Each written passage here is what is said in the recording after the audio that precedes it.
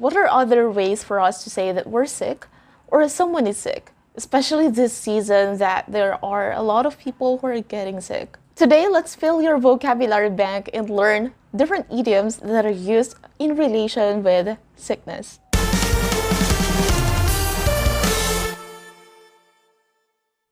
Hi, my name is Anne and this is Just Random English. Welcome to the channel. First of all, we can always say, I am sick. There's nothing wrong with saying that. But saying I am sick is very plain and you want to incorporate new words or new vocabulary in your speeches, right? That is also too direct and it has that implied meaning that is very negative. Apart from that, let me clarify that saying I am sick is different from saying something is sick. When you hear that phrase, this is sick, yo, this is sick, that means something is totally awesome, that's totally wonderful, it's very beautiful. For example, you've seen an artwork. You might say, wow, this is sick, this is mind-blowing. How could you come up with this artwork? You know, the performance last night of BTS was sick. This is sick. The store, everything, the pieces, it's amazing. This is sick. The store, everything, the pieces, it's amazing. Two more phrases that you might want to avoid when you're using the word sick are to make someone sick, to be sick of something or someone. When you say that you're sick of someone or you're sick of something, you've had too much of that someone or something that you're now annoyed. And it's definitely not a good thing to say, right? For example, I'm sick of him always talking about numbers. That person is always talking about numbers, such as, for example, sales or maybe ratings. So you're sick of someone, you're annoyed already of hearing too much about them and not talking about something else. I'm sick of working from home. I'm tired of wearing my pajamas all day. I got to a point where I realized I am sick of yoga. I am sick of these authors trying to muddle their books with a plot. Listen. Now, to make someone sick is another negative phrase to say. When you say that someone makes you sick, that means someone makes you feel disgusted. For example, take off that dress, you're making me sick. This is a thing that moms might say to their daughters. For example, if the dress might be too revealing or it's too flashy. So they might say, you're making me sick, you're making me feel disgusted. Now let's talk about real idioms that are used which are directly associated to being sick or sickness. To be worried sick, that means to be very worried of someone, or if you're very worried that something negative might happen. For example, you must have come home earlier. I'm worried sick about you. Or I'm worried sick about the final examination. Next, to be under the weather. To be under the weather means to feel that you're feeling symptoms and you think that you're about to get very sick. To say that you're under the weather means you're already not feeling very well. For example, he couldn't focus on the lesson as he was feeling under the weather. Your parents gave to you when you were sick. Yep. And when you were under the weather. I was feeling a little bit under the weather. Are you feeling under the weather? Interested in learning more about health?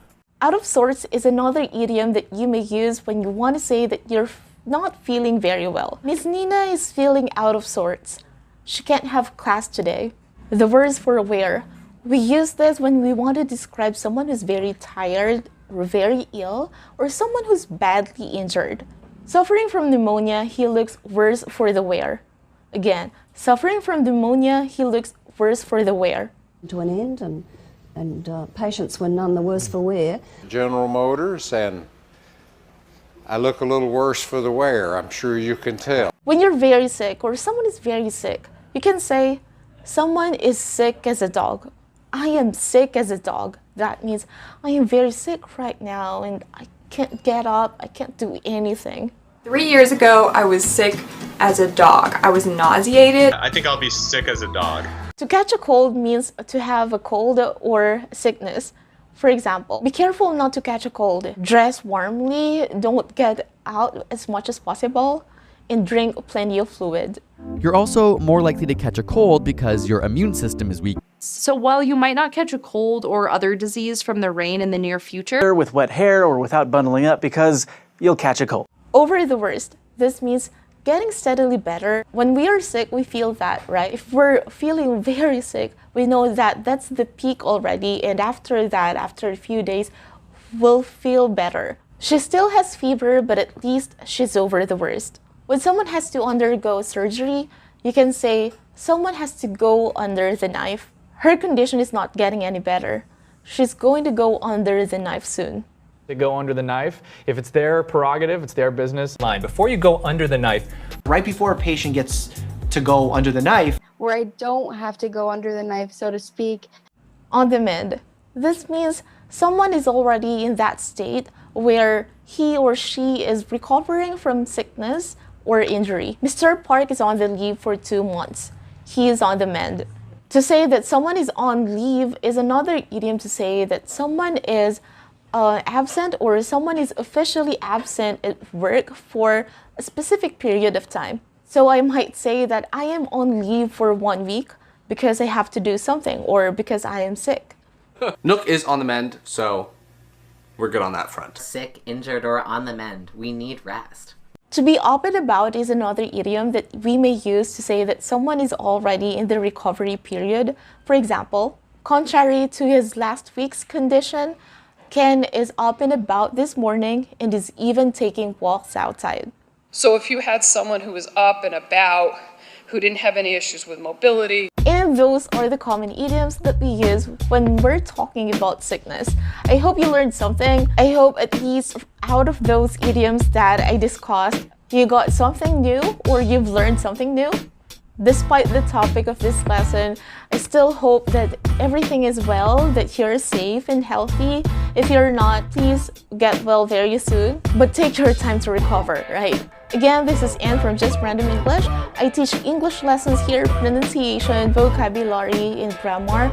If you have lessons, you have recommendations, please leave them in the comment. If you haven't subscribed yet and you learned something from this lesson, you found this informative, please give this video a thumbs up, subscribe to the channel so you won't miss videos that I'm gonna upload soon. Again, stay safe, stay healthy, and as always, dream and make your dream happen.